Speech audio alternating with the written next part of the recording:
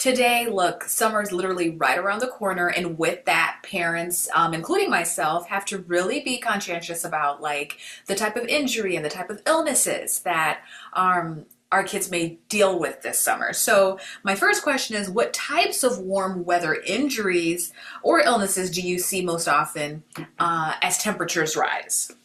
Absolutely. So a lot of us call it the summer flu. So you see these common colds caused by something called an enterovirus, where you can have a low-grade fever, cough, congestion that's usually self-limited to about 5 to 7 days. But unfortunately, this virus class can also cause hand, foot, and mouth disease. So we often see that midsummer to late summer, and especially with those outbreaks in daycares. So always something to look out for that are caused by viruses. But those are warm weather illnesses. Now, warm weather injuries, a lot of those can include playground injuries, for example, because kids are excited, they're going out on the playground. So monkey bars are very classic for those shoulder, elbow, forearm injuries, dislocations, fractures.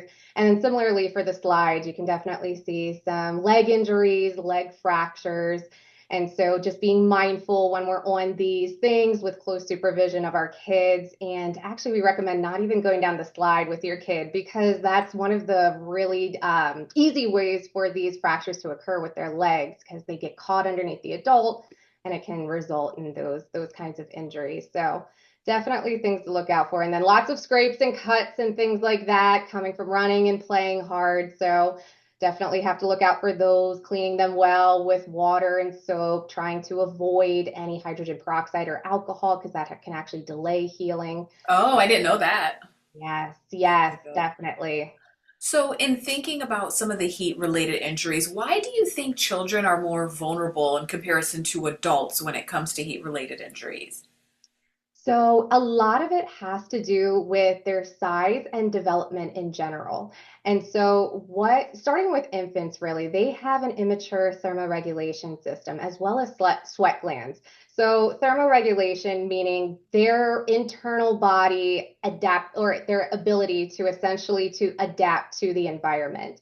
And so that's not fully developed yet. And then similarly, with their sweat glands not being developed, they're not able to dissipate heat effectively through sweating. So they're prone to overheating. And similarly with kids as well, too, they have higher metabolic rates. And so that's because they're in a constant growth phase. And with higher metabolic rates and higher energy expenditure, they are able to basically generate more heat per kilogram of their body weight. So they are prone to overheating because of these as well too. Wow. And then also, when it comes to the best ways to protect children, especially as it relates to like skin and sunburn, what is that? That's a great question. So sunburn can happen quite easily and quite quickly. So ways to protect is actually using a broad spectrum sunscreen with an SPF of at least 30 to 50. So broad spectrum is key because it's able to help protect against both UVA and UVB rays that are both harmful to the skin in different ways. Whereas SPF alone is only going to protect against UVB rays.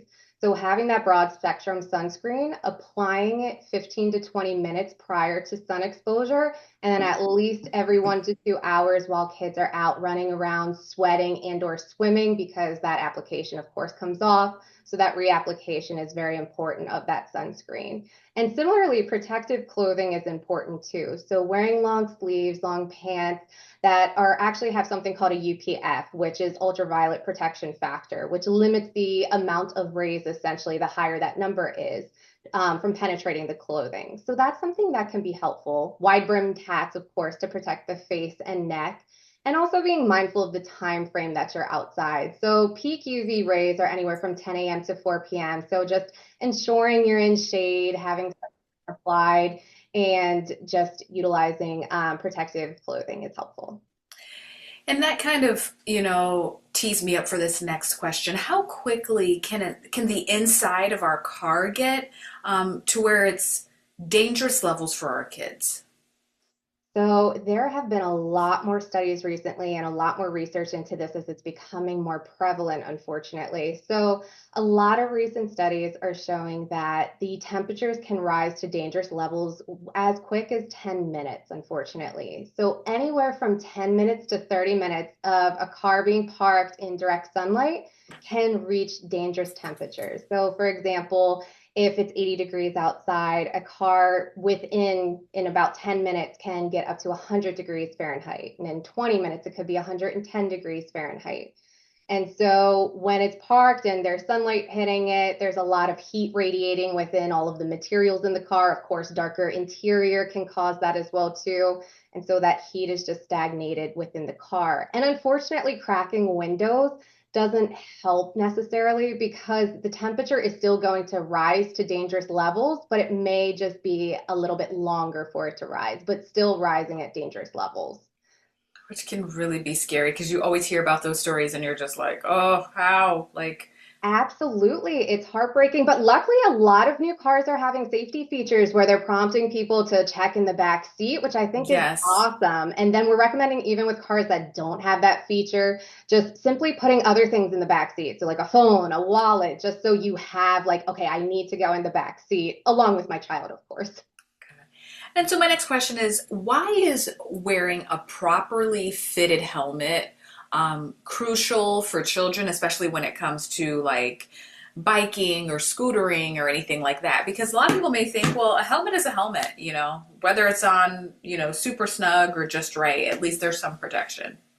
Absolutely. So a properly fitted helmet is key. And so even just the details of that is important. So a properly fitted helmet is going to be a helmet that is snug on your head, at least 1 to 2 inches above your eyebrows. It has kind of like that V Y-shaped strap that should go in front and behind your ears and then meet down beneath your chin. So you have about 1 to 2 fingers that fit in between that strap and your chin. And essentially, when you're moving your head, that helmet should not move at all. And so it should be moving with your body, not against your body in all different directions. So if it's doing that, it is not snug enough. But it's important that it is properly fitted because all of these activities, these new e-bikes, scooters, skateboards, they have high impact injuries and structural injuries to the brain. So we're seeing more skull fractures, we're seeing more brain injuries, traumatic brain injuries causing hemorrhaging. And a lot of kids are in our emergency rooms and pediatric ICU rooms because of these injuries that could somewhat be prevented with a properly fitted helmet. And my last question is, in thinking about kind of everything we've talked about, when should parents seek medical attention when dealing with a heat related or just an injury? Because for some people, it may be like a scrape on the knee, and then they're like, oh, it looks so bad. Should we, bring our child in? Or they may have like the summer cold or flu that you're referencing, where it's like, well, in 5 days it'll subside. When is it important to seek medical attention? So, to seek medical attention, especially with some of these scrapes and cuts, you're noticing within that 5 to 7 day range, you're applying this antibiotic ointment, band-aid, doing all the proper cleaning of that area, and it is causing worsening pain. Or, say, for example, there is redness or swelling that is spreading along that cut. Or the kid develops a fever. So, this can develop into a spreading infection that definitely needs to seek urgent medical attention that may need antibiotics or other intervention. And similarly for illnesses as well too. So if it's 5 to 7 days and they are having worsening fever, they are having worsening cough and congestion, other symptoms, even neck rigidity or not being able to move your head, which can be signs of meningitis in the setting of fevers. That's very important to immediately seek medical help as well too. And so a lot of these heat-related injuries can somewhat be preventable, but not always. And these are some ways that can be helpful. Awesome. Thank you so much for talking with me. I appreciate it. Super helpful. And I learned something today. I thought hydrogen peroxide and alcohol, I thought that would do it. So that's going to be very useful to a lot of parents who see this. Absolutely happy to help. Thank you so much for chatting with me today.